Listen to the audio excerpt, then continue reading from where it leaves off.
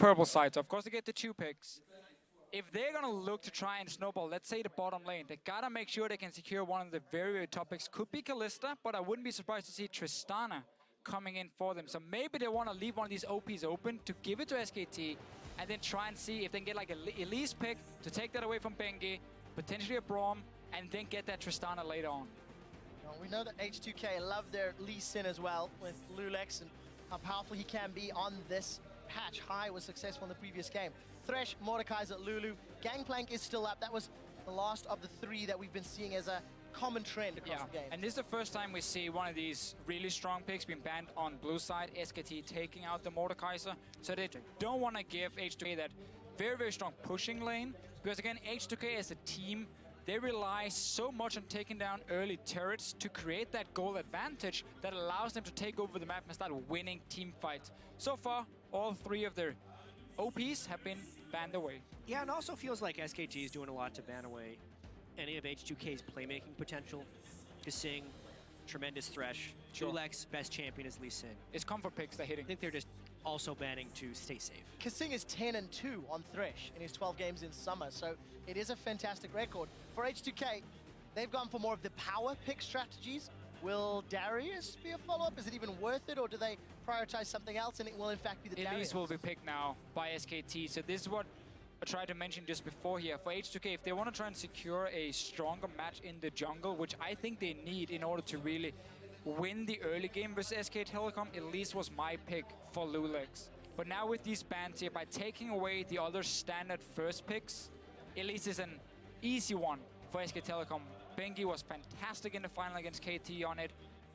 And this puts Lulex in a situation where normally in Europe he would go for the Gragas or the Rek'Sai, but none of them really wants to challenge the Elise that much in the early game. So give Bengi some ability to move around quite well. As well, H2K banned kind of the 3 target champions that we expect to be most banned. Although Mordekaiser is the one to be banned in all 3 games. Maybe they play it safe here since they banned away most of the OPs. Yeah, I think H2K, on the other hand, for their composition now, is going to say, you know what? We need something safe, something standard for us. Gnar, we have seen multiple times from Odo Omni in the top lane. And the reason Odo Omni can pick the Gnar here is he wants a lane where he can push it with a range advantage. Because then what they will do with the Gragas is they're going to have Odo Omni pushed in his wave 1v1. And then Gragas is just going to move up and you're just going to 2v1 dive. We might even see Shin support for Kasing to just make that even stronger. And then you can try and shut down the top lane now. You have a range matchup, most likely into a melee if it's going to be like Fiora coming in, which is what he's also trying to prevent with his Gnar. there's just so little damage if they go for that Shen support route, and Odo Omni doesn't manage to get a split push type of damage build. If Bang locks in this Tristana, again, it is another steal away from H2K. They're being pushed to their sort of tier 2, tier 3 picks, despite the fact that Lulex has played a large amount of Gragas. H2K is giving away too much in this one. Tristana, to me, again, was one of the key picks to get that early tower push going. It does also deny a bit of the Kalista pick that could potentially have happened from Yanin. Fiora beats the Gnar in the early stages of this top lane, but then later on, once Gnar has some armor, it becomes a little bit more difficult for Fiora, and Gnar can start pushing her in. And then we can see the dives happening. And Rio, come on, just do it. Just do it. You have a physical top laner, though. I mean, it's not gonna happen, guys. It's not gonna happen. Should just blind pick Zed against Faker to officiate. Just do it. He's gonna last pick his mid laner, unless he wants the blind guess, like one of the safe blind picks in mid lane, who has a lot of good matchups. Well, let's look at what else H2K can do. They need some more damage. They've got a decent enough front line. They have some engage, some disengage. Well, as we mentioned, SKT has done a lot to disrupt the comfort of H2K. I really like the way SKT has composed this draft so far, because they are confident in their ability to play a ton of different champions to a high level. So they are still picking what they feel would be comfortable champions for them, whereas they're pushing H2K onto theoretically less comfortable things. So we get the Braum. We mentioned it for Kasing. Yeah, it was either the Braum or going to be the Shin support for him. Sivir wants, so H2K, I mean, this is again a very standard H2K comp, but also very outdated in many ways. This is what we used to see during the summer split, before playoffs even. Sivir taking so many nerfs, still offers that utility for a team and a fast pushing potential, but you cannot take down towers as fast as a Tristana. Faker has played Fiora mid on multiple occasions, so this could actually be a flex pick for SKT. They need some AP damage on SK Telecom. And that's what we're probably going to get. No. Okay. It could be fancy, but they need some AP damage. Azir is the safe blind pick. Rio can take LeBlanc into it, though, and try and outplay Azir in the laning phase. He can even go for Ahri if he wants that massive skill matchup. That's what... But he cannot fall behind. That's what Nagne tried to do in the finals of LCK. Wasn't that successful? No. Azir has been nerfed since then. Yeah, the audience. Zed would give them a whole bunch of physical damage. We're not expecting it. LeBlanc is actually something that could... Ahri is the most likely. And Ahri is something that Ryu has used several times in the summer split, has dismantled teams single-handedly, especially the closer we got to playoffs and including playoffs. Yeah, I mean, this guy used to be one of the biggest Ahri players in Korea when he was playing there. He continued the trend. Whenever I talk to Prolly about Rio, he always says, oh, Ahri, yeah, just give him Ahri. He will make big plays. He will try and carry our team. This was the other option. All right. This is one of the reasons like Azir and Victor is not as safe to blind pick anymore, because these assassins are coming in here who can duel them in the early game and try and snowball against them. But H2K is running a composition that really, to me, screams, get that lead in the mid game, or you're going to fall really far behind. And versus Azir and Tristana, your towers are going to die so quickly, and the late game team fights are going to be so difficult for you to play. And truthfully, that's really H2K's strongest way to pick up a win here. They are somewhat outmatched in every department, whether it's individual, whether it's strategy, etc., etc. And we've talked about how H2K as a team, and Analysis mentioned it, in 10 to 20 minutes, they're pretty decent. SKT are even better. And SK Telecom's team composition is built around getting a large lead early. With the Fiora top lane and the tremendous turret killing potential of Azir and Trist, they're looking to do a lot of split push and turret destruction through better rotations. It's also a very good way, when you expect to have a gold lead, of ending the game quickly. So that's what SK Telecom is most likely going to be trying to do. And I really fear for this massive mismatch between the top laners and junglers, with Elise and Fiora being so dominant in the early game. Gnar, he wants to get an armor item under his belt before he really wants to duel it. And Gragas, of course, going Cinderhulk. That is going to be a problem for H2K. Can another LCS team pick up a victory, or will LCK's #1 seed SKT get on the board? That is what the analyst desk predicted. And in 25 minutes, according to Monte Cristo, SKT sure as hell have the tools to make that one happen. We're loading up to game number 3. This is the first from Group C. It's SK Telecom versus H2K.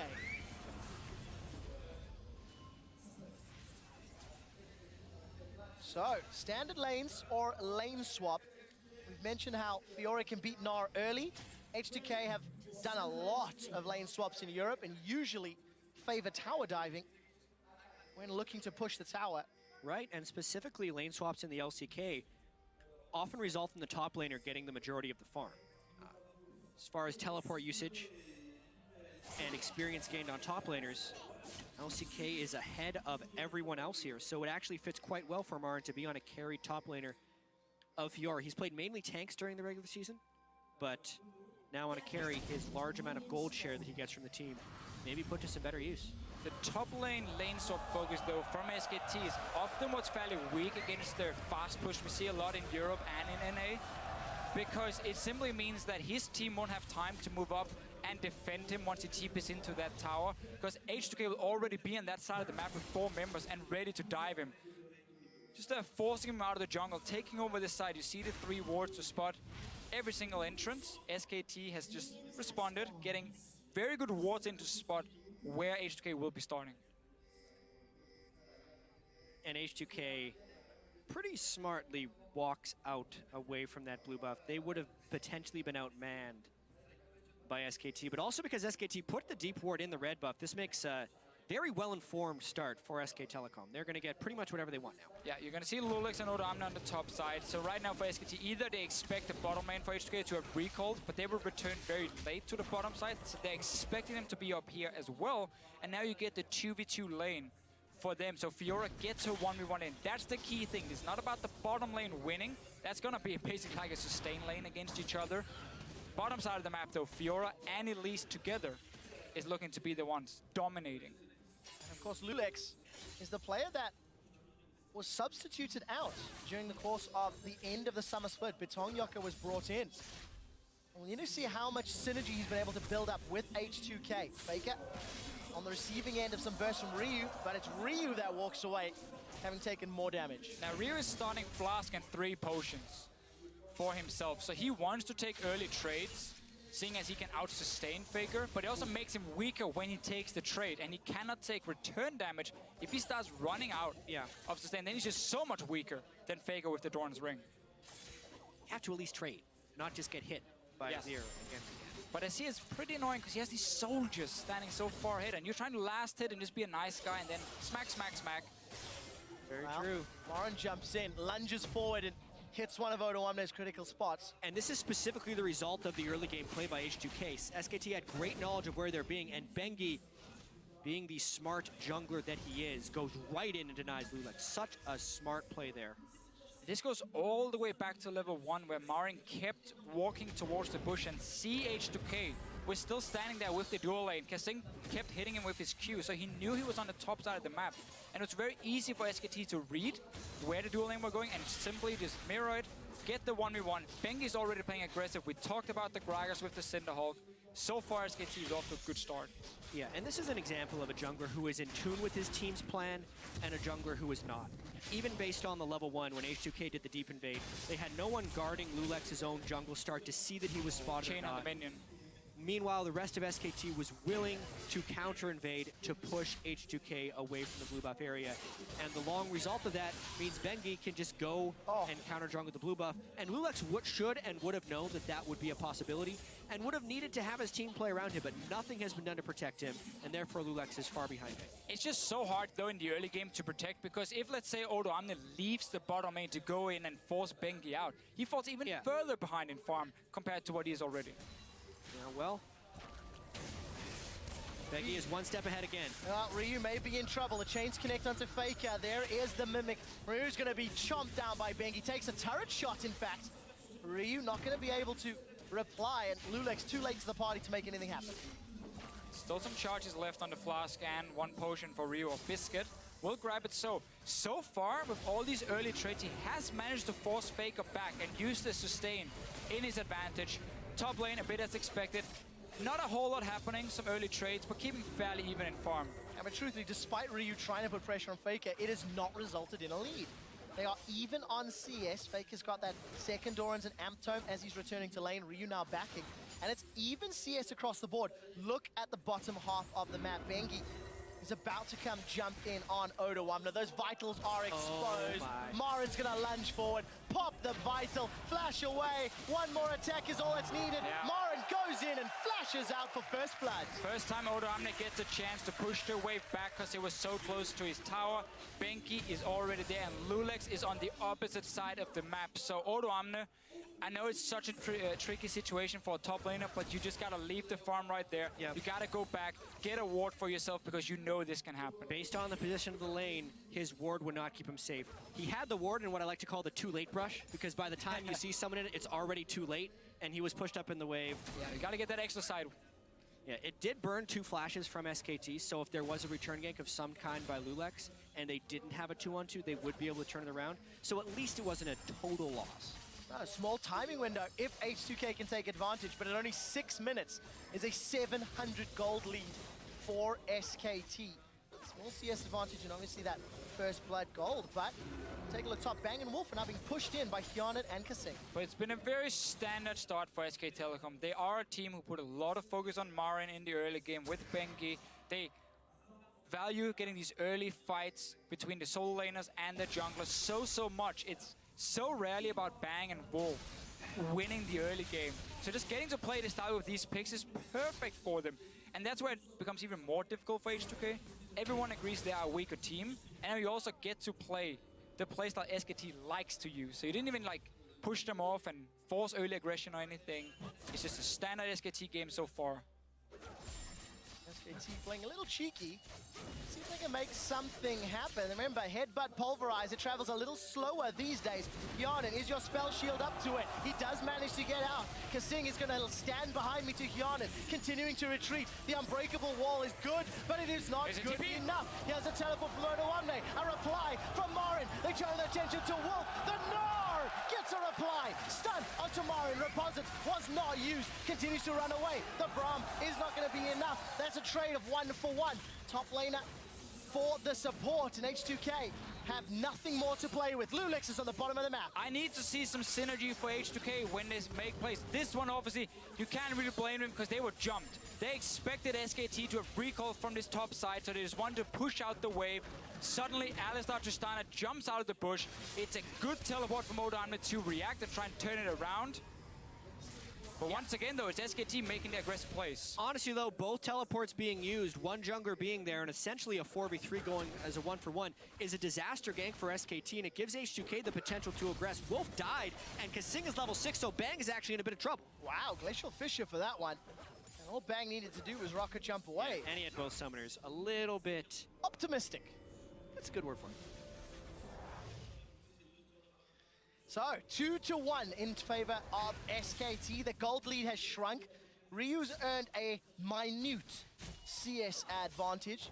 Continuing to try pressure Faker, but this LeBlanc, dare I say, counter pick, is not shown through yet. Marin lunges forward and procs that vital on Hyanin. I mean, Ryu has had a good laning phase so far. He was ganked early on, managed to escape it. He's ahead in farm on LeBlanc here. He has a good back timing already straight towards his Morello Nomicon. So Ryu so far can be fairly happy with how the early game has been going. And if it wasn't for SKT setting up that trap, we could potentially have seen Lulix be part of a gank as well. But he's just been a little bit unlucky, and then also a little bit bad timing for him where he is on the map when action happens. And I think important to note, Hyanin now has a BF Sword and Avarice Blade versus the pickaxe and Avarice Blade of Bang's Tristana. So, in theory, more fighting power on Hyanin's side. Well, they're in different lanes, is one thing. Bang, I think smartly for SKT, swap back around the 10-minute mark. Trist, especially if it's going to be in a 2v1, can get a lot of turret pressure, not to mention Dragon advantage. Oh, the root connects. Fake is throwing out the soldiers. Lulix does have access to that satchel, barrel rather. They're not going to get it down. So if you notice the positioning here for Faker doing this trade, he's always moving down towards the bottom side of the map. Because we had to swap around, and H2K sent Kasing and Hyanin to the top side of the map, they completely lost control around Dragon. So Faker knows there's backup and there's zero vision for H2K, meaning Lulix cannot flash forward and take an aggressive one. Hyanin, on the other hand, he makes really good bait. The grand challenge comes out, but here comes Lulix. The body slam does connect. Beautiful play. Goes down, and the three-man dive gets the kill. That's what we like to see, and this is why the Gragas comes in for him. They're going at Faker! It's not over yet. Ryu does manage to get away. That was risky and close, but he didn't throw down the ignite, and Ryu forced a flash. This game stepped up in pace real quick in the last 2 minutes right there. SKT did the swap down to get Dragon control, whereas H2K didn't care about the Dragon and instead went for a kill. It could have been a dive that SKT planned on Odoamne. They did not go for it. They instead used their 3 team members to go for the Dragon. And H2K does actually come out of this with a gold lead at 10 minutes. Who would have thunk it? I like this Sivir pick because it means Hyanin can just keep pushing in the wave whenever there's a chance, and then H2K get to play their style with the dives from Lulix. He comes up. Finally, we see some coordination for them. I mean, it's harsh to blame them for what happened before, but this was the right move.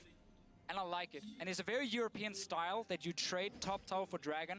We normally don't care about those flying ones. We just want the gold from the towers instead. And that's how the European team starts snowballing. I do have to say, sorry, quick shot. Much was made about SKT's gold leads at 10 and 20 minutes in the pregame. As far as teams at Worlds, H2K actually averages a 770 gold lead at 10 minutes, which is more than SKT. Obviously, there's a difference because it's about the competition the way H2K normally plays. Oh! Well, that ranged minion saved Hyanin's life from the cocoon, and finish off that point, that 10-minute What you're gold trying to lead. say, Trevor, is it cost him mana, because he would obviously have spell shield that one. With that gold lead, H2K need to do more.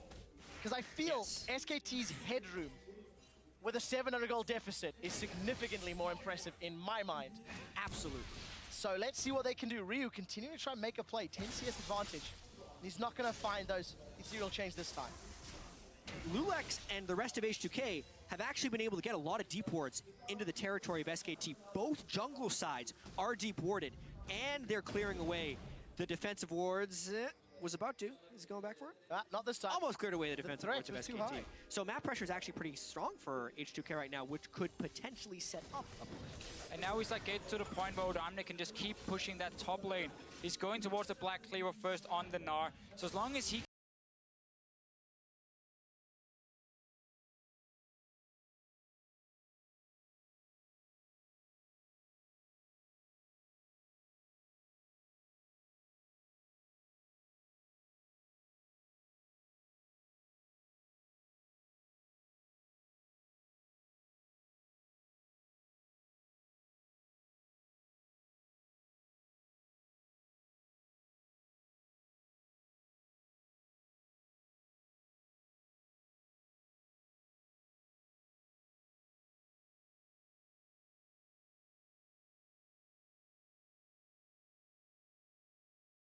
The chains onto Wolf. He's forced to flash away defensively. Neither Marin nor Bang move from their lanes, and H2K get one. So SKT were just one step ahead at first, but then H2K, they showed they're not afraid to make the plays. They have the mechanics. Instant engage onto Faker, get the kill, and they return the damage now onto the mid tower. Wolf and Bengi trying their best to defend it. Well, Wolf gets a multi-man knockup, but H2K are bothered by that tower stance. Actually, a really great cocoon there by Bengi to stop Yarn from auto-attacking that turret. That gives enough time for Marin to come and defend that turret right here and could end up saving SKT from a turret deficit. Yeah, but now H2K are in trouble. Marin has a grand challenge, and he's going to throw it down. It goes down onto, I believe, Kasing. Now he's forced to back away. The Winter's Bite comes out, and a little bit of sloppy play here from both sides. This Braum pick here can be super important for H2K, because whenever SKT try and move forward, let's look at what can engage a team fight if you're SK Telecom. Bengi landing his snare, or Wolf jumping in, knocking up targets. It's very easy for Kasing to position himself in the front, block the cocoon coming in from Bengi, or at least tag whoever's moving forward. If Marin comes in, tag him once, proc that stun very quickly. The way you beat Fiora in team fights is by having CC. She's gonna be a fairly squishy target, especially now we come to the mid game. H2K with some good focus fire can take her down very effectively, and a lot of it starts with Kasing. You can only riposte one spell. There is a Glacial Fissure, an Explosive Cast, there are Ethereal Chains. There's a lot of tools for H2K to get rid of Fiora in that fight. My question is, if SKT starts split pushing with her, who does H2K send to deal with that? Because at the moment, I don't see anybody. It's incredibly important that Odoamne get his farm up. He needs to be able to complete Ninja Tabi, get his Black Cleaver down, and be a dueling threat to Fiora. It's unlikely that he gets to the point where he can actually beat Fiora, but if he can neutralize the Fiora, that's really all that's necessary. I think more so in this game, while SKT will do a lot of split pushing as they always do, it's all about split pushing to unlock objective and most specifically dragon control. This game is all about the dragons for SKT. It's their one lone advantage at this point, the fact that they have the first dragon, and I expect them to group heavily for the second one coming up in a minute. Spotting Bengi on the bottom side. Both teams already moving in. Just a little bit of damage being traded. No TP for Odoamne at the moment. Not even sure. They might just be ready in time for when the dragon spawns. And that's going to be so key. The difference in team fight between the big tank Gnar later on and if you're trying to assassinate a target. Ryu, again though, taking so much damage and he has to back away from the tower. Faker keeps chunking him down, and thanks to Faker's work, tower number 2 falls in favor of SKT. They now regain gold lead, 700 in their favor, and Lulex forced out of his own jungle. Dragons up in 20 seconds. SKT are getting all of the deep jungle vision they need to make this a safe and secure objective. Yeah, and Ryu has chosen to chug his flask instead of going back to base before this dragon, so he's going to be just above half health if they decide to contest it. Not to mention they don't have the wave positioning, and the slow, methodical pushing of SKT, waiting for a little bit of scaling, which is near Nashor's Tooth on Azir and Ravenous Hydra on Fiora, and they're starting to win almost all of their lanes, which is applying the appropriate amount of pressure to unlock these free dragons. Such a key thing right here was simply just the lack of teleport from Odoamne. It meant that H2K could never engage in a fight, because then Fiora joins in and it's a 5 versus 4 for SKT. So suddenly, all the pressure on the map, it's gone. SKT can invade in with Bengi and the rest of the guys, deep ward it, force H2K back, take tower, take dragon. Teleport is such an important summoner spell in these a little bit slower games between two teams who kind of think the same. I call this a slower game that's been action enough. But basically, if you mistime your teleport even once, you might end up losing multiple objectives just from that one summoner spell being down. So, H2K, they did lose that dragon.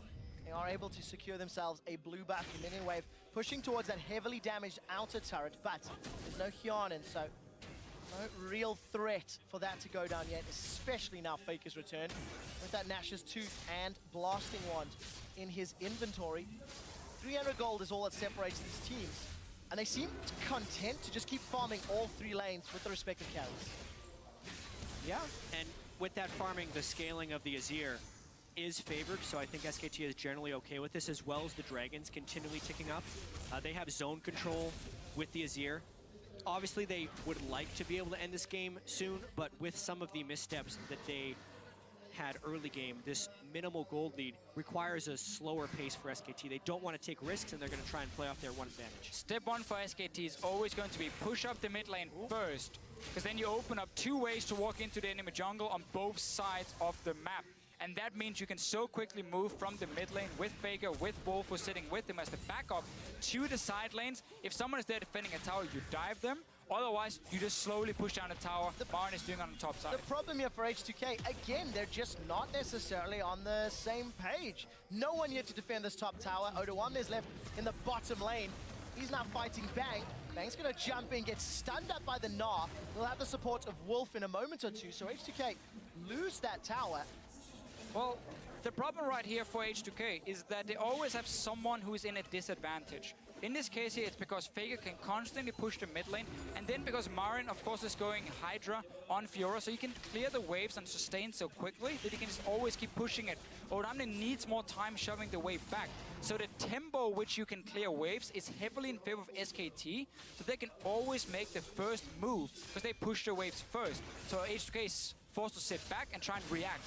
And reacting is never or rarely a good thing in League of Legends, especially when you're against things that can fast push down your turrets. 2,000 gold difference just from that passage of play, the last few minutes, and a dragon as well. SK Telecom starting to build up all the items they need. Ryu will just face tank a tower. Eventually. And that will at least even up that gold somewhat, but as it stands, H2K, they've now grouped bottom. Actually, take a look at this. Lulex hanging on the wings, and but the turret's instantly gone, or the minion wave is instantly gone. If SKT does anything well, which is pretty much everything, but the thing that I think they do best is wave manipulation and control. Specifically with this team composition, trying to keep almost every single wave at a point of threat at every stage in the game kneecaps the opponent, and it makes it so they can't make aggressive moves because they're always standing to lose something by even attempting it. It's why this game is staying so low in kills, is because the tempo of the wave clear by SKT is so far ahead that of H2K. If H2K wants to break this cycle, they have to find a giant fight anywhere on the map that can't be disengaged. But then you look at SKT, they have the Azir knockback, the Tristana knockback, and an Alistar, so it's easier said than done. What H2K needs to do right now is they have to put Hyanin in the middle lane, because he's the only guy who can match Faker when it comes to pushing in these waves so quickly. And Ryu, you need to enable him to look for picks other than just jumping Faker over and over, because there's early magic resist coming, there's gonna be an Abyssal, he has barrier. He's not the guy you're looking to one-shot right now. You need to find a Tristana, or you need to go to the lane and 2v1 against Marin on this Fiora. So Hyanin has to sit in mid lane. Whenever he keeps going bot lane, it just goes even in that lane between him and Tristana, and then SKT wins the other two lanes in terms of pushing, and that's a big problem for H2K. It really is, and again, we'll talk about a little bit more numbers. Ryu's gonna jump in on Bengi. Repel will be able to get him out alive, but H2K as a team have traditionally either won early and won the game or lost. When behind at 20, they're 2-8. Whereas if they're ahead at 20, they're actually 16-2 over the course of the summer split. So stark differences. I'm not going to call 1,000 gold the end of the game yet, but for H2K, they are not in control of this match at all. No, and the other play they could have made here, or should make, is if you want to stop these dragons from happening, when you play with an assassin, it's very important you get to the dragon first and you start setting up deep or not deep wards, but just pink wards. So you have bushes where you can hide out of vision for Ryu, and then surprise SKT, get to the backline and one-shot a guy. But they have 0 pink wards on them, so they cannot contest this dragon now. So while I agree with you, I don't think SKT is, or I don't think H2K is ignorant to the fact that that's what they need to do with an assassin mid laner. They just can't because SKT has so much wave pressure and so many deep wards. If they ever try and wait in a brush, they're losing a turret. Well, I would argue right now that H2K have done a good job at least keeping the waves fairly even. They just had an opening to go in towards that dragon and try and secure the area. Obviously, again, it's not as easy as I'm saying here. Now you end up walking into HKT instead. Well, there's the shuffle. Faker's got Empress Divine. Nice That's a flash again. two-man body slam, and Faker's down! The Empress Divine not even used. The Gnar is not going to get channeled just yet. Bengi's going to be the next focus. Yarden was able to kill Faker. Now Marin's looking for Ryu and might just find him. Bang challenges down, but Ryu's going to stay alive and get away. Bang, left uncontested on the back line. He continues to auto-attack. Wolf with a two-man knock-up. Yarden, get in the fight, man. No auto-attacks down yet. The boomerang goes out. Not going to fly slow. Wow, Marin just eviscerates. Beautiful That's play. a double. Here What comes an outplay. Bang, and SKT demolish H2K. He completely baited SKT, bro. H2K, sorry, right there. He jumps in, and when Ryu thinks I can one-shot this guy, he blocks the damage. Holy crap, Marin. Faker gets caught out at the start of that fight. And because H2K had been pushed in for so long, they pile in. And honestly, this was H2K's fight to lose after they kill Faker. At the very beginning of this fight, Yarden actually trades a nice amount of damage with Faker, and Lulex times his body slam flash just right and gets the knockback. So Faker, gone. At this point, Marin's teleport completes, and he is now in the fight, but it begins kind of a 4v5. He gets a ton of damage down onto Ryu right away, takes him out of the fight. So that's already essentially a kill, because Ryu doesn't do anything for the rest of the fight there. But this is where the fight gets impressive. H2K could back away, take the 2-for-1, and then reset a dragon, but they get greedy. They want more. Marin dashes in for a kill, and then look at that. While he's channeling, you cannot deal damage to him. With that fight, they go straight for Baron. This game is not over yet. Wow, 3,000 HP on Baron. H2K drips and drabs. There's no teleport for Odoamne. He's far away. SKT managed to get Baron secured. It may be at Wolf's life cost, though. No, Kasing forced to jump backwards. Unbreakable. Here comes Odoamne. He's in Mega Gnar already. And SKT managed to get out with some aggressive posturing. Baron secured, and that dragon as well. And we really get to see why Fiora is such a powerful pick on this patch right here. The damage you can deal whenever Marin jumped in a matter of just 2 seconds, he would chunk H2K down to nothing. Didn't get to proc his ulti, which normally is the almost guaranteed win in a fight if he does. Now, another fight mid lane, though. Well, take a look at this. Bang, looking for those critical hits. The QSS has been used, and Ryu's forced away. Look at the mid lane. SKT, they're pressuring the tower. When SKT has an inch, they take a mile. They win the team fight. They go straight for Baron because Odoamne went down bottom, and now they're trying to use these Baron minions to demolish the turrets. Azir and Trist live for these types of sieges, and they want to push. H2K did enough damage to SKT that they may repel them for now. The only reliable wave clear on the side of H2K is with Hyonin on that Sivir. And he's going to have a tough task. As long as those Baron-empowered minions are knocking on his door. Ryu, 1-1 on that LeBlanc. He tried to pick off Wolf, but gave up some positioning in that mid lane a moment or two ago. And fight before Dragon, he tried to get Marin, but once again, it's so hard for him because Marin can block so much of the damage, the burst coming, and then he can just instantly dash towards Ryu and take the fight. And there's obviously 0 armor on LeBlanc at this point in the game versus Black Cleo and Hydra on a Fiora. I mean, that's very one-sided. I will say that this game is much less one-sided than many were expecting. We're 26 minutes in. The gold lead is only 4,000. The game did not end at 25 minutes, as Monte Cristo made the bold prediction on the analyst desk. But this one, H2K, if that dragon fight, if they don't overcommit onto Marin, they could actually still be winning this game. Well, Kasing's in trouble. On the hunt's been used by Hyonin, and the Glacial Fissure was thrown down. Kasing's life is forfeit. SKT, 4-man strong, will take themselves their 4th tower. Well, they did overcommit onto Marin at the dragon fight, and now they're paying some pretty harsh consequences. One mistake has led into a chain of ups. H2K does feel out of sorts here. They're trying desperately to stop this, but it's probably inhibitor gone. SKT showed respect to H2K. They didn't try and overcommit in the early game. They played out the lanes. They knew that the pushing advantage could just wait might end for the key game items, here. and they still have the Baron buff. Well, we just talked about how it's 26 minutes in and the game's not over. We may need to revisit that discussion in 10 seconds, gentlemen. We do see Ryu still looking for a target, but not going to find one. And SKT not going to overcommit. The death timers were still low, and Kasing was able to respawn. And that's been the thing here for SK Telecom. They've felt in control almost all game long. There was a very good move for H2K with the dive on the top side of the map. We saw some good fights coming in. Lulex in these team fights have had some very good engages on the Gragas. And they're looking for another fight potentially. Wolf does have ulti ready though. Let's take a look. Emperor's Divide available for Faker. And the threat means H2K will back away. Teleport's available for Mara, and he continues to pressure the bottom lane. And Supers will be knocking on the steps of H2K's base shortly. H2K starting to come apart at the seams, looking maybe for a desperate play to get themselves back into it. Yeah, and the trickiest thing about this is even a desperate play that works might still grant SKT an advantage. Marin is such a monster in the split push here. Maybe Ottawamne can't even stop him from continuing the push, and that just makes a 4-on-4 with all the disengage on the side of SKT's 4. H2K is in a lot of trouble here. A lot of this goes back to the pick and ban phase as well, where Elise was the first pick for SK Telecom after H2K ban out a lot of these OP picks. They keep trying to look for something. Ryu jumps in, doesn't really pull the trigger with his ulti just yet.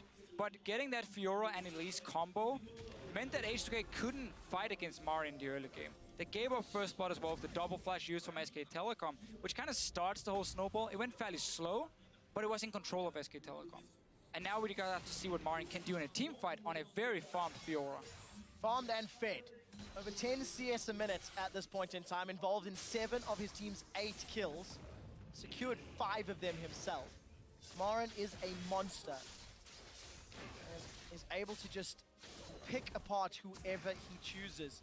Yeah, 4,400 gold difference there. And you can see SKT gained 2,400 gold from the moment right before they had Baron till the expiration of the buff. So adding significantly to their advantage. Yeah, more importantly, open up the base, get inhibitor down. You have 3 dragons to 0, so you have multiple ways you can now play it out. If you are SK Telecom, there's barely anything wrong you can do other than start splitting up and allowing Ryu to get maybe a one-shot if Faker randomly walks into him. But as a team, SK Telecom should never make that mistake. H2K looking to see maybe we can sneak a tower in the mid lane. Too late Not this though. time. H2K are just being outplayed across the map here. SKT continually finding advantages. And while the 4-man SKT pushes down the bottom, again, Marin is on a side lane. He's looking to secure that top lane in a turret. Ottawamne is going to go mega. And SKT pay it the proper respect, backing away. His will be quick enough. Glacial Fissure not there. Look at Ryu on the left-hand side of the screen. It's just not going to be enough. And that Sivir ultimate down. Still no response from Marin on the other side of the wave. SKT's going to get some big advantage out of this. Another tower's going to fall shortly. Marin is going to chunk that one away. He's got GA available. We're actually going to cut over. Ultimate thrown onto Ottawamne. But Marin's going to back out, and it's just, there's too many balls for H2K to juggle, and they cannot. Wow! By Ryu, he's down. Bang! Sends him packing. Tries to find Yana, not going to be able to. This Satchel, Cask rather, knocks Lulex backwards, and he's going to go down as well. It's done. SKT are destroying H2K's base. Top lane inhibitor is under fire. Bang and Marin are taking it down. The tower fell in the bottom lane. There'll be another inhibitor falling if they even want it. Nexus turret number 1 will be dropping at the 31st minute. Number 2 will follow shortly thereafter. And SKT are on the board 1-0 in the group stages. And quick shot, it was so systematic. 31 minutes is a fast game, but it felt slow. H2K looked to be having a gold advantage, because they did have a gold advantage for a lot of the game, but they never really had control of the match. Every time they went for a play, SKT would have an answer or pressure somewhere, and it's an adequate start for SKT here. The small openings that were for H2K, they didn't take advantage of it. We didn't get to see the pink wards trying to set up Ryu to create some picks. He was stuck in the mid lane against Faker all game long, so that full control of where the assassin was on the side of H2K. But we have seen 3 games today now where once a team gets a fairly good goal lead, they can close it out very effectively. The teams really know how to use the composition. Cloud9 with the Siege comp to start grouping with Vega, Tristana, take down towers. SK Telecom here using Fiora to split push and then just put Tristana and Azir together and take down these towers. So far for me as well, I'm seeing Tristana as an AD carry who's having so much value because she's so good at fast pushing down these towers here, because she can handle herself in basically every single lane. And it just becomes a very safe pick in otherwise a meta where there's so many crazy picks. Yeah. North America was on the Tristana pick long before other regions. They were using it for heavy turret pushing. Good job, You get that guys. one. You're a little early to the party for once. It seems in the first Jet. It seems. It's working out very well. SKT. It's a promising trend. Maybe a little slower than what we were expecting, but still executed as flawlessly. There are very